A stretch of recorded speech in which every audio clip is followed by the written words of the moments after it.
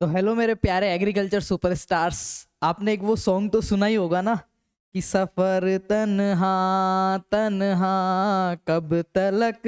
तो वैसे ही आज सफर की बात करने वाले हैं। आपने इस देश और दुनिया की सबसे प्यारी डिग्री चूज की है, बीएससी एग्रीकल्चर हॉनर्स या फिर बीएससी हॉर्टिकल्चर हॉनर्स, दो मेजर कोर्स है। और ये वीडियो देख रहे हो मतलब आपने एडमिशन लेने का पूरा पूरा प्लान बना रखा है या ले चुके हैं या लेने वाले हैं। तो कहीं भी चूकना मत, अच्छे कैंपस में आप एडमिशन लेना और आपका सफ़र बहुत अच्छा होने वाला है। तो आज के वीडियो में यही बात करने वाले हैं कि इन 4 साल के सफ़र में आपको कितनी कितनी सब्जेक्ट्स पढ़नी है, कौन कौन से सब्जेक्ट पढ़नी है, क्या उतार चढ़ाव रहेंगे, और 4 साल बाद आप इस सफ़र के बाद में जब आप मंजिल पे पहुंचोगे तो आप कैसे दिखोगे और क्या क्या अचीवमेंट्स आपके पास होगी, क्या क्या आप सेल्फ ग्रो कर चुके होंगे, पर्सनालिटी डेवलपमेंट कितना हो चुका होगा, प्रैक्टिकल नॉलेज कितना हो चुका होगा, और एकेडमिक्स में आप लगभग 65 प्लस सब्जेक्ट्स पढ़ चुके होंगे। तो आपको इतना सारा नॉलेज हो चुका होगा और आप इतने मेच्योर हो चुके होंगे कि मेरे को अब आगे क्या करना है, मेरे को हायर एजुकेशन मास्टर्स में जाना है, एमएससी करनी है, किस सब्जेक्ट से करनी है, किस एग्जाम के थ्रू करनी है, या फिर मेरे को कोई मेरा स्टार्टअप या इनोवेटिव बिजनेस करना है, या मेरे को प्राइवेट जॉब करनी है, या मेरे को गवर्नमेंट जॉब करनी है। तो बहुत ही अच्छी डिग्री है। चलो शुरू करते हैं।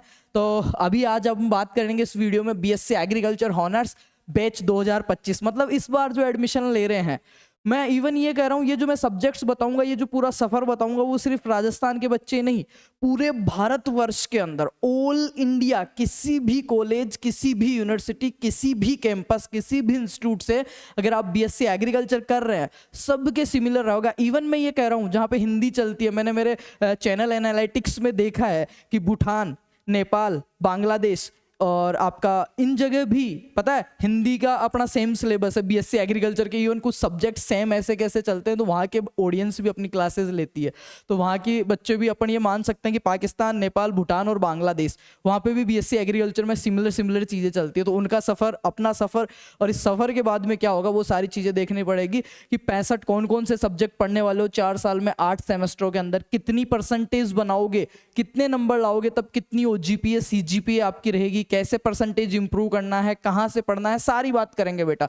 तो कैसा होगा सफर, उम्मीद है बहुत अच्छा होगा। तो अभी तक वीडियो को अगर शेयर नहीं किया तो अपने जितने भी यार दोस्त भाई बहन है जो बीएससी एग्रीकल्चर से रिलेटेड सोच रहे हैं, कर लिया या करने वाले, उनके साथ शेयर कर दो। और आपकी जो भी Insta, Facebook, WhatsApp, Telegram, snap, जो भी है, जहां पे भी जो कॉन्टेक्ट्स हैं उनके साथ शेयर कर दो। तो पूरा समझते हैं अपन इसको। हाँ, सबसे मेन चीज 2025 के बच्चों को अगर मैं टारगेट करूं मेरे बेटा, तो 2025 में अगर आप एडमिशन ले रहे हैं तो आपकी डिग्री 4 साल बाद लगभग 2029 तक आपको डिग्री मिलेगी। इन 4 साल के बीच में आपके कितने अप डाउन्स आएंगे, कौन से सब्जेक्ट्स आएंगे, सारी बात कर लेते हैं।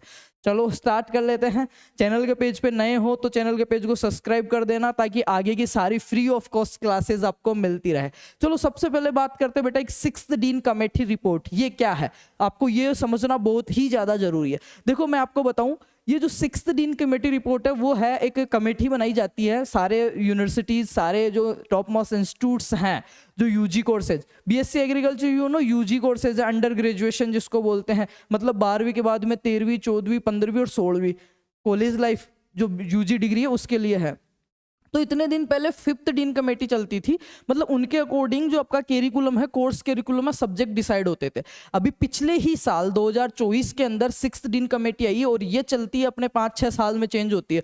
तो मतलब 2029-30 तक जो बच्चे आएंगे वो सेम सिलेबस पढ़ते आएंगे ऑल इंडिया में, चाहे प्राइवेट हो चाहे सरकारी।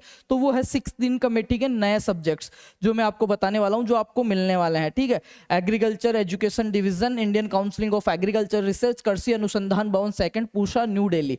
ठीक है, 6th डीन कमेटी रिपोर्ट के अनुसार अपन बात करेंगे बेटा। चलो सबसे पहले तो मैं ये बात कर लेता हूं ग्रेड रिपोर्ट्स की कि सीजीपीए और ओजीपीए या जीपीए क्या होता है। ठीक है, ओजीपीए क्या होता है, पहले तो एक चीज समझते हैं अपन। थोड़ी सी इंफॉर्मेशन दूंगा, मैं सब्जेक्ट्स की भी बात करूंगा क्योंकि सब्जेक्ट्स तो अपन पढ़ेंगे ही, अपने को 1st डिवीजन, 2nd डिवीजन और पास, इसके बारे में भी पता चलना चाहिए। क्योंकि 12वीं में और 10वीं में क्या होता था, 33% पे अपन क्या थे बेटा, पास थे।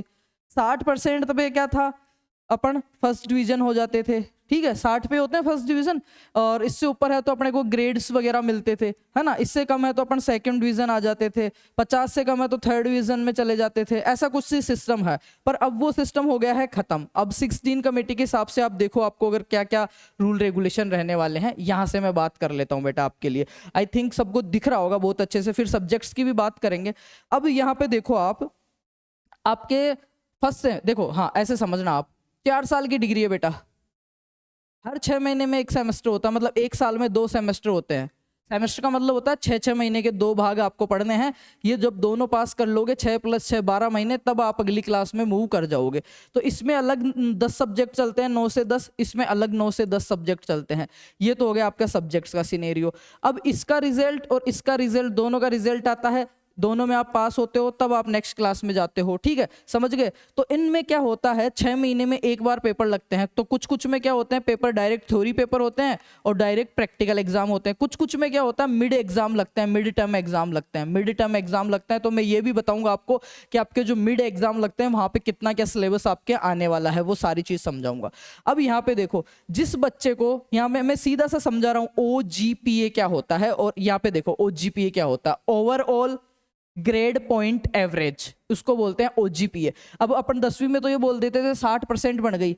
अगर अब कॉलेज में आपको पूरे 10 सब्जेक्टों का जब वो हो गया, नॉर्मलाइजेशन हो गया, रिजल्ट आएगा, तो आपको 60% बनी है ना, तो आपको ये बोलना है कि 6.0% है मेरी, क्योंकि वो 10 में से निकलती है, 100 में से नहीं निकलती, ठीक है। अगर आपके 72 बनी है, मतलब 10 में से, तो आपको क्या बोलना है कि मेरे सर, आपको कोई भी सीनियर पूछेगा तो आपको क्या बोलना है कि मेरी कितनी OGPA या CGPA है, कितनी है बेटा, 7.2 है। इसको 0.2 में बोलना है, बेहतर नहीं बोलना है। तो यहाँ पे समझो, अगर किसी बच्चे के 50 से 60, मतलब 5 से लेके 6 तक आ रही है, तो वो सिर्फ पास में ही है। और जिस बच्चे के 6 से लेके 7 OGPA आ रही है, टोटल 6 से लेके 7 OGPA, मैं कह सकता हूँ 100 में से जिसके 60 में से 70% बन रहे हैं, या फिर मैं कह सकता हूँ बेटा 10 में से जिसके 6 से 7% बन रहे हैं, वो आएगा सेकंड डिवीजन में। फर्स्ट डिवीजन के लिए आपको चाहिए 70 से 80, मतलब 7.1 से, जिस बच्चे के 7.1 से लेके 7.0 से लेके 8.0 तक OGPA बन रही है 10 में से, मतलब 100 में से 70 से 80% आ रहे हैं, वो फर्स्ट डिवीजन पास होएगा। और फर्स्ट डिवीजन एंड जो आपको वो मिलता है वो होगा 80 से ऊपर। जिस बच्चे के 80 से ऊपर परसेंटेज आएंगे उस बच्चे को ही ये मिल पाएगा बेटा, 80 से ऊपर जिनके परसेंटेज आएंगे। अब थोड़ा सा मैं समझा देता हूँ, इसको समझ लो, क्योंकि फर्स्ट सेमेस्टर में आपके जो सब्जेक्ट चल रहे हैं सारे के सारे, फर्स्ट और सेकंड सेमेस्टर में, अब तो पहले तो 5th डीन कमेटी में तो इतने हार्ड सब्जेक्ट चलते थे बेटा, ये सफर तनहा हो जाता पूरा आपका, क्योंकि उसमें आपके बहुत हार्ड सब्जेक्ट थे, इकोनॉमिक्स है ना, ट्रेड प्राइस और बहुत सारे। अब तो बहुत सारे सब्जेक्टों को हटा दिया गया है, बायोटेक्नोलॉजी, बायोकेमिस्ट्री, इनको, है ना। तो अब तो बहुत इजी और बहुत लाइट वेट कर दिया है। BSc एग्रीकल्चर के सिलेबस में से बहुत सारे सब्जेक्ट हटा दिए गए हैं, जो हार्ड सब्जेक्ट थे, बिल्कुल लाइट वेट कर दिया। फिर भी मैं समझाऊंगा कि पूरे 4 साल में जो 65 सब्जेक्ट है वो कौन कौन से हैं, कहां से पढ़ने हैं, कितने पढ़ने हैं, ठीक है। चलो भाई बात कर लेते हैं अपन सब्जेक्ट्स की। हाँ, उससे पहले मैं समझा रहा था ये OGPA का सिस्टम आपको। तो बेटा अगर आपकी फर्स्ट सेमेस्टर में, आप ये ध्यान रखना, सब बच्चे 7.0 से ऊपर रहो, मतलब फर्स्ट डिवीजन रहो, तब तो कोई मतलब है, मजा आएगा पढ़ने में 7.0 से। और फर्स्ट सेमेस्टर ही ऐसा है, फर्स्ट और सेकंड सेमेस्टर, मतलब फर्स्ट ईयर में जाते हवाबाजी में मत करना। इसमें जो सब्जेक्ट है ना, सारे फंडामेंटल और इजी सब्जेक्ट है, जिनको मैं सकता हूँ आसान सब्जेक्ट है। आसान के अलावा 3 क्रेडिट सब्जेक्ट है, जितने नंबर लाओगे उनसे 3 गुना ज्यादा जुड़ेंगे। तो इसमें पूरे चांस बनते हैं कि आप परसेंटेज को अच्छी गेन कर सकते हो। अगर किसी बच्चे के फर्स्ट सेमेस्टर में 6.8 बन गई ना, मतलब 68, और 10 में से बात करूं आपको कितनी OGPA बनी 6.8 बताओगे आप, तो बेटा आप हद मार के इसको बढ़ाना चाहोगे तो 7.2 तक जा पाओगे, इससे ज्यादा नहीं जा पाओगे, 3 से 4 पॉइंट बढ़ा पाओगे। पर अगर आपकी फर्स्ट सेमेस्टर में ही 7.5 बन गई, तो फिर चाहे आप नहीं भी बढ़ाओ, इसको मेंटेन रख लो ना, तो भी बहुत अच्छा खासा आपका हो जाएगा। चलो ये तो बात हो गई आपके परसेंटेज की। अब बात कर लेते हैं आपके कोर्स की, जिनमें ये देखो यहाँ पे मिड एग्जाम लगते हैं ना। मिड एग्जाम में practical and theory both components में से 20% सिलेबस आता है। थ्योरी में से कितना आता है, 30%। अभी जो दिवाली बाद में कुछ कॉलेजों में मिड एग्जाम होंगे, उनमें 30% तक मिड में आता है, 50% थ्योरी में आता है। ये हो गई सिलेबस की बात। चलो अब सब्जेक्ट्स की बात कर लेते हैं बेटा। ये आ गया आपका फर्स्ट सेमेस्टर के सब्जेक्ट्स। अब मैं इनको बहुत अच्छे से समझाने वाला हूँ। पहले कौन कौन से चलते थे, अभी कौन कौन से, यहाँ पे आप देख सकते हो। Academic program, semester wise course and credit allotment. Course title, credit hours और ये कोर्स के बारे में है। तो सबसे पहले तो आपको पहले पता है क्या सिस्टम था, पहले पता है आपका क्या सिस्टम था? पहले आपको कोर्स टाइटल के अलावा कोर्स कोड भी याद रखने पड़ते थे। आजकल कोर्स कोड तो हटा ही दिए, क्योंकि वाइवा जब हमारा होता था ना, तो सबसे हार्ड चीज जब हम पढ़ते थे यही सिस्टम था। हम वाइवा देने गए हैं, एग्जामिनर आया है ना वाइवा लेने, तो वो जाते ही पूछ लेता बेटा सब्जेक्ट कोड बता। अब भाई साहब सब्जेक्ट कोड में याद रखना पड़ता था, जैसे एग्रोन है AGRON111 ऐसे, अगर बायोकेमिस्ट्री है BIOCH111। सेमेस्टर के हिसाब से सब्जेक्ट कोड आते थे तो वो याद रखने पड़ते थे। फिर उनके टाइटल्स डायरेक्ट वाइवा में डायरेक्ट पूछ लेता है कि बेटा आपका जो सब्जेक्ट चल रहा है उसका टाइटल क्या है। तो टाइटल में ऐसे कैसे बोलना होता है, फंडामेंटल्स ऑफ एग्रोनॉमी, प्रिंसिपल्स भी नहीं बोल सकते, जो टाइटल है वो। तो ये भी आपको याद रखना है। तो मैं आपको बता देता हूँ कौन कौन से टाइटल्स हैं, क्या क्या आपका रहने वाला है, ठीक है। चलो बेटा, सबसे पहले है आपका जो फर्स्ट सेमेस्टर में जो कोर्स चल रहे हैं वो चल रहे हैं बेटा 10। ये 11 दिखाए हुए हैं, पर इनमें से एक जो कोर्स है वो ऑप्शनल है, नीड बेसिस है, वो मैं बताऊंगा कैसे होता है। तो 10 कोर्स चल रहे हैं टोटल। 4 साल में जो आप पढ़ोगे वो पढ़ोगे लगभग 65 प्लस कोर्सेज पढ़ोगे, चाहे आप किसी भी कॉलेज से पढ़ रहे हो। लगभग 65 कोर्सेज आपको पढ़ने होते हैं। फर्स्ट सेमेस्टर की मैं बात कर लेता हूँ कौन कौन से चलेंगे। दीक्षा आरंभ एक कोर्स चल रहा है आपका, दीक्षा आरंभ इसी साल जुड़ा है। दीक्षा, इसको थोड़ा लाइट पेन करते हैं, अब सही से दिख जाएगा आपको। दीक्षा आरंभ एक कोर्स है। इसमें क्या होता है ये तो मैं जब फुल वीडियो डालूंगा उसमें आपको पता चल जाएगा कि दीक्षा आरंभ क्या है, पर मैं बता रहा हूँ मोटा मोटा सा आपको बता देता हूँ। ये क्या है, 1 वीक का कोर्स है, नॉन ग्रेडियल है, परसेंटेज में आपके नहीं जुड़ेगा, इसका पेपर भी नहीं लगता। ये लाइक अपने दीक्षा आरंभ जो जैसे गुरुकुलों में इनमें होता था ना, वैसे तो कॉलेज में प्रोग्राम होता है। फर्स्ट सेमेस्टर में जाते ही तो सारे बच्चों को प्रैक्टिकल्स के लिए आपके नियर बाई जो फार्म्स हैं वहाँ पे विजिट करवाते हैं, घुमाते हैं। जो मॉड्यूल्स होते हैं प्लास्टिक के या फोम के, जो आपने देखा होगा ऐसे बनाते हैं, पोली हाउस, डेयरी, पेड़ पौधे ऐसे आपसे बनवाते हैं और उसके बारे में सिखाते हैं। प्रैक्टिकल कोर्स से पेपर नहीं लगता है। उसके बाद में बात करते हैं 2 कोर्स आपके चल रहे हैं बेटा, स्किल इनहेंस कोर्स फर्स्ट और सेकंड। ये भी आप यहाँ पे देखो, ये थ्योरी के नंबर है, ये प्रैक्टिकल के नंबर है। तो यहाँ पे लिखा हुआ है 0+2, मतलब ये सिर्फ प्रैक्टिकल, ये इसमें थ्योरी नहीं है इन दोनों कोर्सों में। तो ये 2 प्रैक्टिकल कोर्स चल रहे हैं। स्किल इनहेंस कोर्स, इनमें अपने हिसाब से कॉलेज ले लेता है जो सुविधा उनके पास होती है। बी कीपिंग ले लेता है या फिर कोई मशरूम का ले लेता है, कुछ भी XYZ जो भी प्रैक्टिकल जो भी प्रैक्टिकल्स के हिसाब से होते हैं उनको ले लेते हैं। आगे बात करते हैं कम्युनिकेशन स्किल्स। कम्युनिकेशन स्किल्स पहले जो इंग्लिश चलती थी आपके उसी का पार्ट है ये।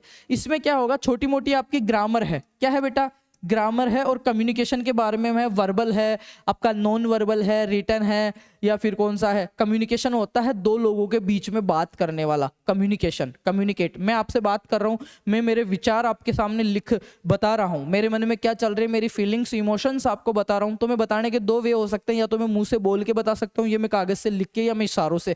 तो ये मैं जो आप तक पहुंचा पा रहा हूँ उसी को कम्युनिकेशन कहते हैं। तो ये बहुत ईजी कोर्स है और इसकी क्लासेस बहुत जल्दी स्टार्ट होने वाली है।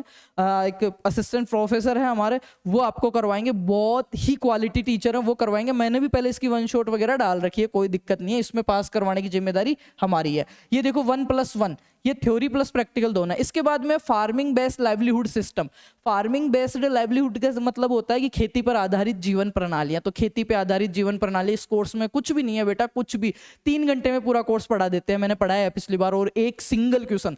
सबसे बड़ी बात बताऊं, 2 घंटे की क्लास ली थी फार्मिंग बेस्ड लाइवलीहुड, नया कोर्स था, पहले के कोई पुराने पेपर नहीं थे, सिर्फ 2 घंटे की क्लास ली थी मैंने, सिंगल क्वेश्चन बाहर नहीं गया उससे, 1 शॉट क्लास से, पूरे कोर्स में से। किसी भी यूनिवर्सिटी में आपका सीनियर हो तो उनको पूछ लेना, है ना। तो कुछ भी नहीं इसमें, वही है कि कैसे एक छोटा सा परिवार है जो रूरल एरियाज में रह रहा है, वो सर्वाइव करने के लिए खेती को, पशुपालन को कैसे अपने जीवन के ऊपर आधारित करता है, उनसे कैसे वो इनकम लेता है, कैसे सेविंग्स करता है, वो चीजें आएगी फार्मिंग बेस्ड। इसको समझ ही लो, खेती पर आधारित जीवन प्रणालियां, इतना कोई नहीं है। Rural sociology and education physiology, rural sociology फिर वही कोर्स है, कुछ भी नहीं है। आपने नैतिक शिक्षा, सामाजिक विज्ञान पढ़े हैं ना, वही चीज है रूरल। रूरल का मतलब गांव, सोशियोलॉजी मतलब समाज। तो ग्रामीण समाज शास्त्र, उसमें अपन पढ़ेंगे कि ग्रामीण में समाज जो होता है वो किन किन पहलुओं पे टिका होता है, है, समाज के क्या क्या उद्देश्य होते हैं, सोसाइटी क्या होती है, सोसाइटी में जो ग्रुप्स चलते हैं वो कितने प्रकार के होते हैं, फॉर्मल ग्रुप्स, इनफॉर्मल ग्रुप्स, बहुत सारी चीजें हैं, ठीक है, वो चीजें पढ़ेंगे। बहुत अच्छा सिलेबस है और रटने की तो कहीं जरूरत नहीं है, डरने की कहीं जरूरत नहीं है।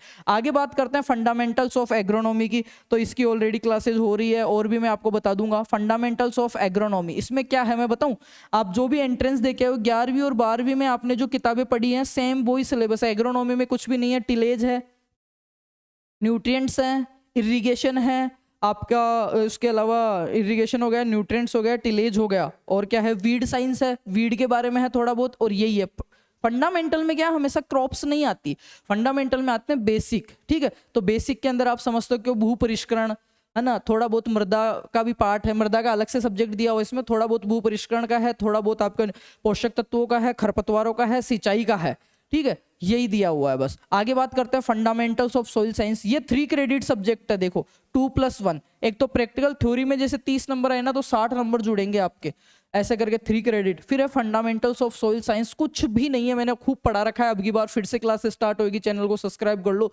इसमें क्या है, फंडामेंटल्स ऑफ सॉइल साइंस में व्हाट इज सोइल, सोइल की ब्रांचेस, सोइल साइंस की ब्रांचेस है, father of soil science, soil के जो पैडालॉजी और एडोफोलॉजी कॉन्सेप्ट्स हैं, सोइल कंपोनेंट्स है, मृदा का वर्गीकरण है, सोइल प्रोफाइल है, मृदा प्रोफाइल है, उसके अलावा मृदा क्षरण है बस, और भारत की और राजस्थान की मृदाएं हैं, और कुछ नहीं है। बाद में बात करते हैं fundamentals of horticulture, fundamental horticulture मतलब उद्यान विज्ञान। इसमें क्या है, यहाँ पे देखो ये 3 ही सब्जेक्ट चल रहे हैं फर्स्ट सेमेस्टर में पढ़ने लायक, और कुछ भी नहीं है। पेपर से पहले पूरा पेपर मैं यही करवा दूंगा क्लास में, अगले दिन वही पेपर आएगा, तो निश्चिंत रहिए। पर एक वचन दीजिए मेरे को कि सबकी OGPA 7.5 से प्लस रहेगी, फर्स्ट डिवीजन से ऊपर रहोगे, क्योंकि फर्स्ट सेमेस्टर में जो बन गई बाद में बहुत जोर मारना पड़ता है आपको, और मुझे पता है कितना जोर मारोगे आप, है ना। तो ठीक है, तो फंडामेंटल्स ऑफ हॉर्टिकल्चर में कुछ नहीं है, हॉर्टिकल्चर की डेफिनेशन है, हॉर्टिकल्चर की ब्रांचेस है, देन इसके बाद में हॉर्टिकल्चर की ब्रांचेस के बाद में जो अपना पोमोलॉजी है उसका क्लासिफिकेशन है फ्रूट्स का। तो क्लाइमेट के आधार पे 3 प्रकार के होते हैं, ठीक है, पकने के आधार पे क्लाइमेट्रिक, नॉन क्लाइमेट्रिक 2 प्रकार के होते हैं, खाने वाले भाग के आधार पे, उगाने वाले भाग के आधार पे, इनमें कलिकायन, कटिंग, बडिंग, बाग लगाने की विधियां, बगीचा लगाने से पहले स्थान का चुनाव करना, पादप हार्मोन्स, और खत्म मामला, बस इतना। ये नर्सरी वर्सरी, ये छोटी मोटी चीजें हैं, क्रॉप्स कुछ भी नहीं है, फंडामेंटल है। 10वें नंबर पे आपका चलता है NCC या NSS। आपने देखा होगा NCC होता है एक तो नेशनल सर्विस स्कीम, एक होता है नेशनल क्रेडिट क्रॉप्स। जो NCC होता है बेटा, आपने देखा होगा कॉलेज में वो पुलिस की ड्रेस से पहनी रहती है लड़कियां, लड़के टोपी ओपी लगा के यहाँ पे ऐसे चलता है, ठीक है, तो वो को क्या होता है, वो NCC होता है, वो सिर्फ यूनिवर्सिटीज में मिलता है। अगर मैं बात करूं NSS की, तो NSS सारे कैंपस में होता है। NSS का मतलब होता है एक तरीके से एक मैं कह सकता हूं कैंप लगाते हैं ना, जैसे कोई अपने आसपास का कोई मंदिर है उसमें साफ सफाई करके आए, तो एक सर्टिफिकेट मिलता है अपने को NSS का, तो वो कहीं काम में आता है। और 11 नंबर पे है इंट्रोडक्टरी मैथमेटिक्स, नॉर्मल आपकी 10th बेसिस की जो मैथ आती है ना वो है, इसमें कुछ भी नहीं है। आपका जो बहुलक है, माध्यमिक, माध्यमिका, नॉर्मल चीजें हैं, वर्ग, ये सब चीजें हैं आपकी, ठीक है। और ये किसको पढ़नी है, एग्रीकल्चर वाले बच्चों को, बायो, जिसके 12वीं के अंदर बायोलॉजी थी उनको नहीं पढ़नी, जिनके 12वीं में एग्रीकल्चर थी उनको पढ़नी पड़ेगी ये, ठीक है। तो किन्हीं किन्हीं में है इंट्रोडक्टरी कोर्स है, नीड बेसिस है, कुछ कॉलेजें पढ़ा रही है, कुछ नहीं पढ़ा रही। पहले ये कंपलसरी था, पहले मैथ और इंग्लिश फर्स्ट सेमेस्टर में कंपलसरी थी, फॉरेस्ट्री थी, बायोटेक्नोलॉजी, बायोकेमिस्ट्री थी आपकी, तो बहुत हार्ड था पहला सेमेस्टर। अब तो कुछ भी नहीं है, 3 सब्जेक्ट पढ़ने लायक, एग्रोनॉमी, सोइल और हॉर्टिकल्चर, और तीनों के तीनों आप 11वीं 12वीं में पढ़ के आए हो, तो डोंट वेरी, और दोबारा से मैं और पढ़ाऊंगा थ्योरी एग्जाम के हिसाब से, तो मस्त रहिए आप।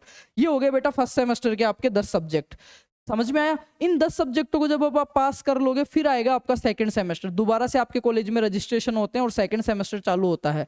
सेकंड सेमेस्टर के फिर 10 सब्जेक्ट, जब ये रजिस्ट्रेशन स्टार्ट हो जाता है इन सब्जेक्ट का मेरे बेटा, इन सब्जेक्ट्स का रजिस्ट्रेशन जब स्टार्ट हो जाता है आपके, उसके बाद में आपका फर्स्ट सेमेस्टर का रिजल्ट आता है, और उस टाइम आपके सेकंड सेमेस्टर चालू हो जाता है। इसमें देखो स्किल इनहेंसमेंट कोर्स 2 तो वही चल रहे हैं प्रैक्टिकल, फिर आ रहा है पर्सनालिटी डेवलपमेंट, कुछ भी नहीं है इस कोर्स में, मैंने पढ़ाया था, कुछ भी नहीं है।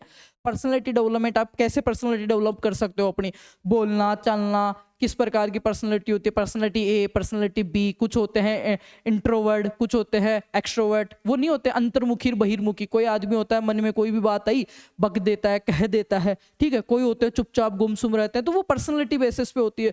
कोई होते हैं पब्लिक स्पीकिंग कर पाते हैं, कोई होते हैं नहीं कर पाते हैं, तो वो है, कुछ भी ऐसा कोई लोड लेने की जरूरत नहीं है। Environmental studies and disaster management, पर्यावरण अध्ययन और पर्यावरण के जो डिजास्टर मैनेजमेंट मिलते हैं आपदा प्रबंधन, आपदा प्रबंधन। तो इसमें पर्यावरण अध्ययन के बारे में पढ़ेंगे अपन, नॉर्मल एनवायरनमेंट, इसमें अपन पोल्यूशंस के बारे में पढ़ेंगे, ध्वनि प्रदूषण, जल प्रदूषण, मृदा प्रदूषण, वायु प्रदूषण पढ़ेंगे। और फिर आपदाएं, आपदाएं क्या आती है, सूखा पड़ गया, बाढ़ आ गया, या फिर अपन भूस्खलन हो गया, भूकंप आ गया, तो उन आग लग गई, तो उन आपदाओं से कैसे निपटेंगे, वही कोर्स है और कितना खास नहीं है, 3 क्रेडिट परसेंटेज बढ़ाने के लिए बहुत अच्छा है। अब आगे बात करते हैं इसमें पढ़ने लायक कोर्स कौन से हैं। इसमें पढ़ने लायक कोर्स सिर्फ 3 ही है। कौन से? सोइल फर्टिलिटी मैनेजमेंट, मृदा उर्वरता, उर्वरता, मृदा उर्वरता। उर्वरता की बात करूं बेटा, आपको सबको पता है 2 चीज होती है, प्रोडक्टिविटी और फर्टिलिटी, उत्पादकता और उर्वरता। ठीक है, खूब पढ़ के 11वीं तो वही पढ़ेंगे कि मृदा उर्वरता को प्रभावित करने वाले कारक कौन कौन से हैं। पैतृक पदार्थ है, एनवायरमेंटल कारक है, तापमान है, नमी है, ठीक है, फसल की प्रकृति है, वो सारी चीजें अपन पढ़ेंगे इसमें। तो इसमें मृदा, वही उसमें पहले वाले में क्या पढ़ गया है, फंडामेंटल्स ऑफ सोइल साइंस में अपन पढ़ गए हैं कि what is soil, soil component, soil profile, soil erosions, right.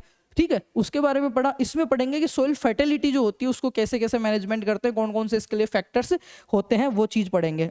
ठीक है, आगे देखते हैं। एक बार माइक में बैटरी कम है, मैं चेंज ही कर लेता हूँ, बीच में बंद हो जाएगा। 1 सेकंड दीजिए आप मेरे को।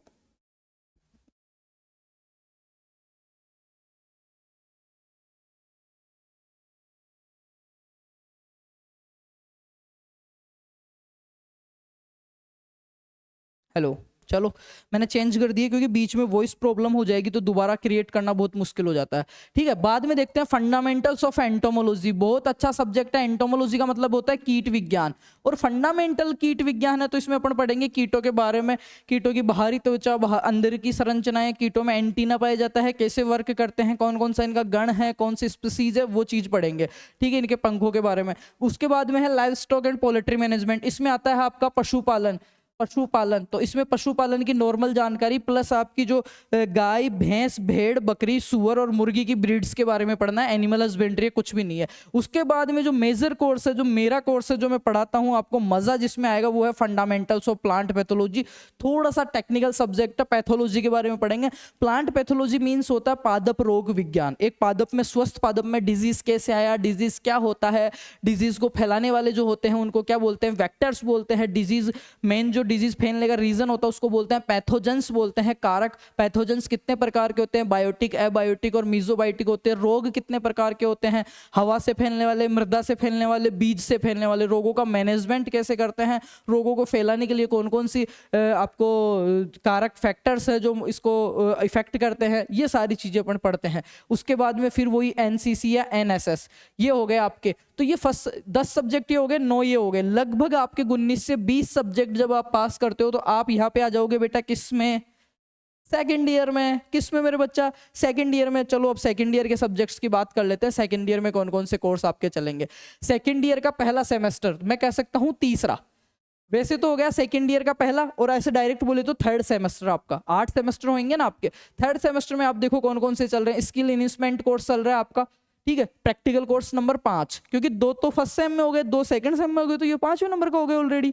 उसके बाद में देखो इसमें चल रहा है entrepreneurship development and business communication, बहुत अच्छा कोर्स है। एंटरप्रेन्योर का मतलब होता है उद्यमिता, रोजगार करना, धंधा करना, बिजनेस करना, तो उसके बारे में है। नॉर्मल चीजें हैं, फिजिकल एजुकेशन, फर्स्ट एड, ये योगा वोगा। इसमें देखो थ्योरी नहीं है, ओनली प्रैक्टिकल है। इसमें क्या होएगा, जब आप सेकंड ईयर में जाओगे, सेकंड ईयर के फर्स्ट सेमेस्टर में कॉलेज में आपको सुबह सुबह ले जाएंगे, पीटी करवाएंगे, ऐसे हाँ ये वाला करवाएंगे, ये वाला करवाएंगे, ये तो ये योगा वाला। इसमें थ्योरी नहीं है, कुछ भी नहीं है, ठीक है। उसके बाद में देखते हैं, इसके बाद में प्रिंसिपल्स ऑफ जेनेटिक्स, यहाँ अटकोगे मेरी जान आप। प्रिंसिपल्स ऑफ जेनेटिक्स अच्छा कोर्स है। पैथोलॉजी और जेनेटिक्स 2 ही कोर्स आए हैं सेकेंड ईयर तक, जो बच्चे को टेक्निकल पढ़ने पड़ेंगे, हमारी जरूरत पड़ेगी और हम बहुत अच्छा पढ़ाते हैं, ठीक है। आगे बात करते हैं क्रॉप प्रोडक्शन टेक्नोलॉजी, कोई खास नहीं है। खरीफ क्रॉप्स जो अपनी हैं उनके बारे में देखना है, उनका बोटेनिकल नेम देखना होता है, उनकी फैमिली, क्रोमोसोम नंबर, उनका ओरिजिन हो गया, उनकी स्पीसीज हो गई, उनकी वेराइटीज हो गई, उनका कहाँ कहाँ डिस्ट्रीब्यूशन है, उनके डिजीज 1-2 वो देखना होता है। Production technology for fruit and plantation crop, जो फ्रूट्स आपके हैं, आम, केला, पपीता, बनाना, इन सब चीजों के बारे में पढ़ा। प्लांटेशन क्रॉप्स के बारे में। फंडामेंटल्स ऑफ एक्सटेंशन एजुकेशन, कुछ भी नहीं है। एक्सटेंशन का मतलब प्रसार शिक्षा, एग्रीकल्चर की नई नई जो टेक्निक्स आ रही है उनको कैसे अपन फार्मर्स तक और ग्राउंड लेवल पे उनको वो कर सकते हैं, विस्तार कर सकते हैं, उसके बारे में है। तो ज्यादा हैवी कोर्स नहीं है। हैवी कोर्स इसमें थोड़ा सा पड़ता है, वो पड़ता है बेटा ये वाला, पैथोलॉजी का ही एक पार्ट है fundamentals of nematology. Fundamentals of nematology, nematode का मतलब होता है सूत्रकृमि। सूत्रकृमि क्या होता है? सूत्रकृमि, जिसकी खोज किसने की थी? डॉक्टर निधम ने की थी। डॉक्टर निधम ने की थी। तो ये आपको पढ़ना होता है। 9वां नंबर पे है principles and practices of natural farming. Natural farming में कोई खास नहीं है, अपन पढ़ते हैं कि नेचुरल फार्मिंग के अंदर केमिकल्स को अवॉइड करेंगे, हर प्रकार के कम से कम खर्चे में अच्छी से अच्छी लागत करेंगे, बायो जो फर्टिलाइजर्स है उनका यूज करेंगे, केमिकल्स का यूज नहीं करेंगे, नॉर्मल चीजें हैं। तो इसमें जो पढ़ने लायक चीज है वो यही है, सूत्रकृमि वाला, जो कि हमारा प्लांट पैथोलॉजी का ही पार्ट है। क्योंकि जब प्लांट पैथोजेंस अपन पढ़ते हैं तो पढ़ते हैं इसमें वायरोलॉजी मतलब वायरस से फैलने वाले, निमेटोलॉजी मतलब सूत्रकृम से, आपके माइकोलॉजी, माइकोलॉजी मतलब फंगस कवक का अध्ययन, आपके बैक्टीरियोलॉजी मतलब जीवाणु का अध्ययन। ठीक है, तो ये चीजें, तो ये हो गया आपका 3rd सेमेस्टर तक।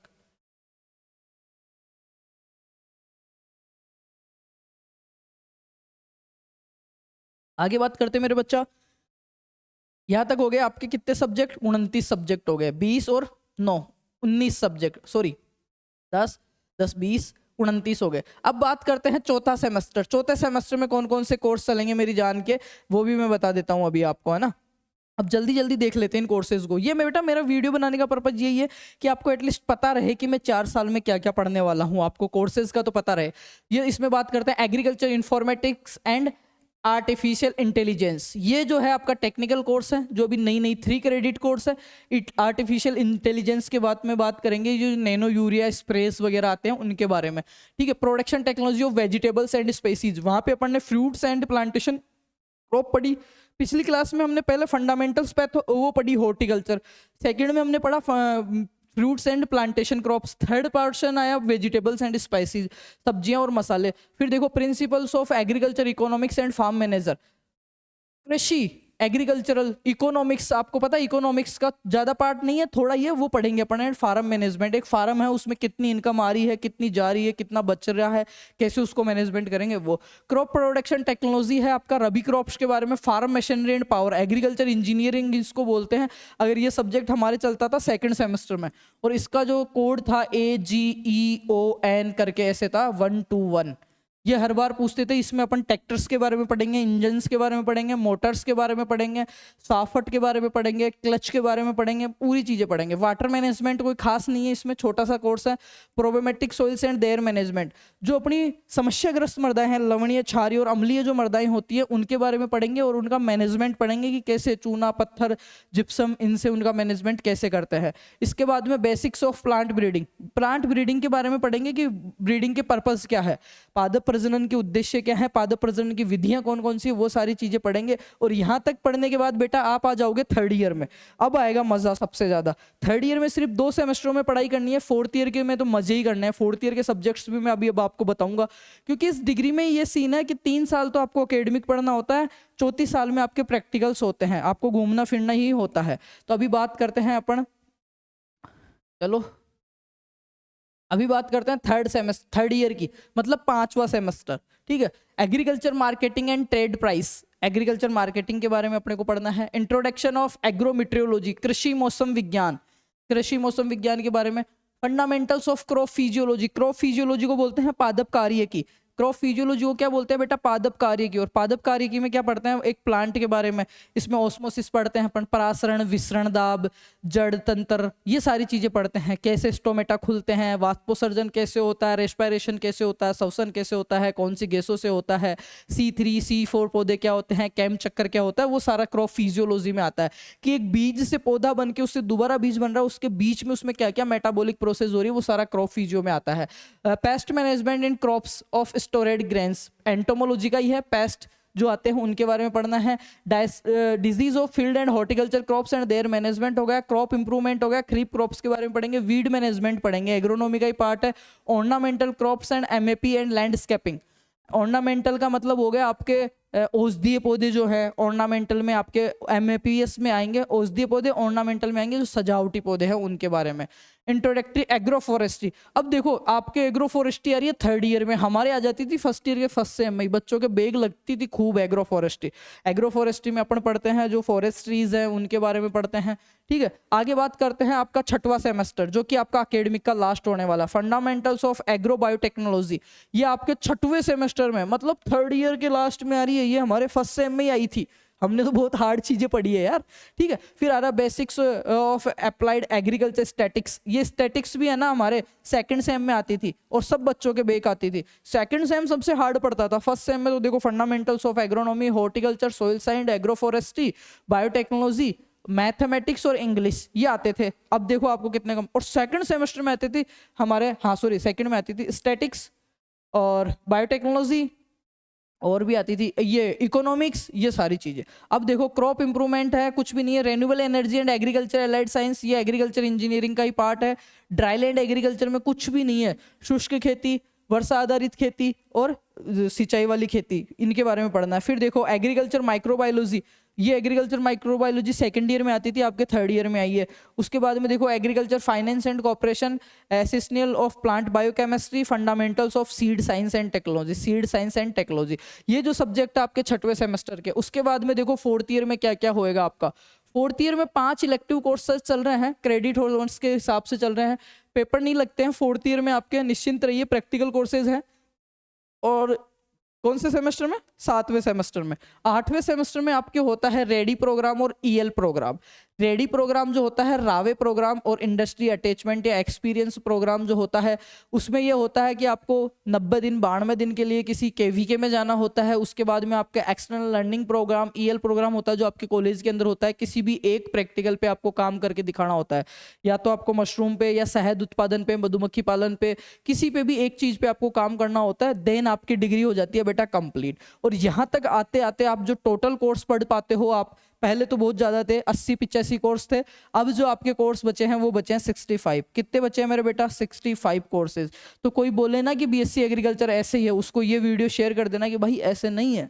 4 साल के अंदर 65 सब्जेक्ट जब हम ऑल क्लियर करते हैं, पास करते हैं इनको, तब जाके हमारी डिग्री कहीं हो पाती है। और इस डिग्री में आपको याद रखना 7.0 से प्लस ही OGPA रखना, इससे कम नहीं रखना है बेटा। तो ये उम्मीद करता हूँ बहुत कुछ सीखा होगा इस वीडियो से आपने। तो मेरे को बताओ आपने सीखा या नहीं सीखा। अब आपकी 1st सेमेस्टर की, 3rd सेमेस्टर और 5th सेमेस्टर की क्लासेज स्टार्ट होने वाली है। फर्स्ट वाले हैं जो जाके प्ले लिस्ट चेक कीजिए। और ये सिलेबस की PDF अगर आपको चाहिए कंप्लीट, ये तो मैंने सिर्फ सब्जेक्ट बताए, ये वाली PDF और कंप्लीट इनका डिटेल्स सिलेबस सही है तो वो भी आपको मिल जाएगा। पहले जाइए, वीर विकास गुजर के नाम से इंस्टाग्राम पे मेरी ID है, इंग्लिश में आप सर्च करोगे VWR वीर विकास गुजर, वहां जाके फॉलो कर लीजिए। और गूगल प्ले स्टोर पे जाके फार्मर्स लव ऐप इंस्टॉल कीजिए, फार्मर्स लव ऐप इंस्टॉल कीजिए। वहाँ पे सारे नोट्स और सिलेबस जो आपको 5th दिन और 6th दिन का फ्री में मिलेगा। आप जैसे ही जाओगे इसमें, इस फोल्डर में जाओगे ना BSc AG नोट्स में, BSc AG नोट्स पे जैसे ही आप क्लिक करोगे बेटा, आपके सामने ये खुलेगा।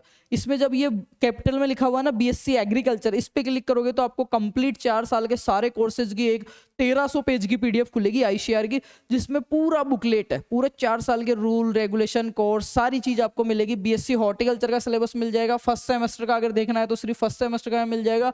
एग्रीकल्चर सुपरवाइजर की बुक चाहिए तो वो यहाँ पे फ्री ऑफ कॉस्ट आपकी डाउनलोड हो जाएगी। ये 6th डीन कमेटी सिलेबस आपके ये PDF आएगी, व्यू करते आपके डाउनलोड हो जाएगी। तो उम्मीद करता हूँ चीजें समझ में आएगी, आपको अच्छा भी लगेगा। वीडियो को शेयर करो, एक प्यारा सा लाइक और प्यारा सा कमेंट कर देना, क्योंकि सारी चीजें फ्री ऑफ कॉस्ट है। और अभी तक भी अगर ऐप इंस्टॉल नहीं किया तो ऐप इंस्टॉल करके ये सारे नोट्स देखिए, ये सारे कोर्सेज देखिए, इन कोर्सेज में देखिए क्या क्या टॉपिक्स हैं, कितने दिन का कोर्स है, कितने क्रेडिट हॉर्स का कोर्स है, वो चीजें चेक कीजिए। और वीर विकास गुजर को इंस्टाग्राम पे फॉलो कर लीजिए, ताकि आगे की 4 साल के सफर में हम साथ साथ रहें और आपको बहुत कुछ अच्छी चीजें सीखने को मिले। Thank you so much and best of luck.